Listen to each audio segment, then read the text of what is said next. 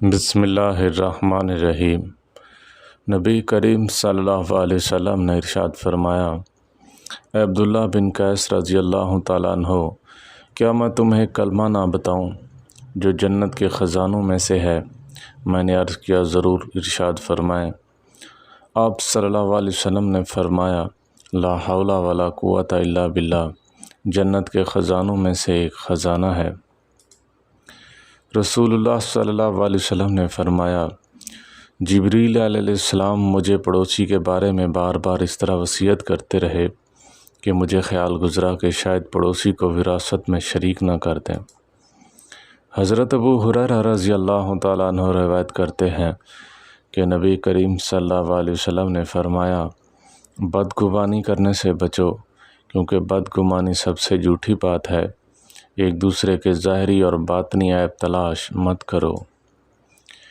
نبی کریم صلی اللہ علیہ وسلم نے یہ بھی ارشاد فرمایا، اگر انسان کے پاس مال کی 2 وادیاں ہوں تو تیسری کا خواہش مند ہوگا، اور انسان کا پیٹ مٹی کے سوا اور کوئی چیز نہیں بھر سکتی، اور اللہ اس شخص کی توبہ قبول کرتا ہے جو سچے دل سے توبہ کرتا ہے۔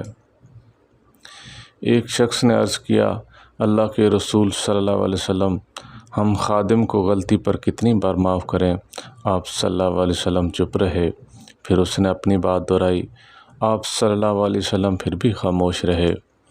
تیسری بار جب اس نے اپنی بات دہرائی تو آپ صلی اللہ علیہ وسلم نے فرمایا، ہر دن 70 بار اسے معاف کر دو۔ نبی کریم صلی اللہ علیہ وسلم نے ارشاد فرمایا، تم میں سے کوئی شخص اس کی طرف دیکھے جیسے مال اور جمال میں فضیلت حاصل ہے، اور پھر اس کو بھی دیکھے جو اس سے کم تر ہے جس پر خود اسے فضیلت حاصل ہے۔ رسول اللہ صلی اللہ علیہ وسلم نے فرمایا، اللہ تعالیٰ نے کوئی چیز اتنی توجہ سے نہیں سنی جتنی توجہ سے اللہ تعالیٰ نے نبی کریم صلی اللہ علیہ وسلم کا قرآن بہترین آواز کے ساتھ پڑھتے ہوئے سنا ہے۔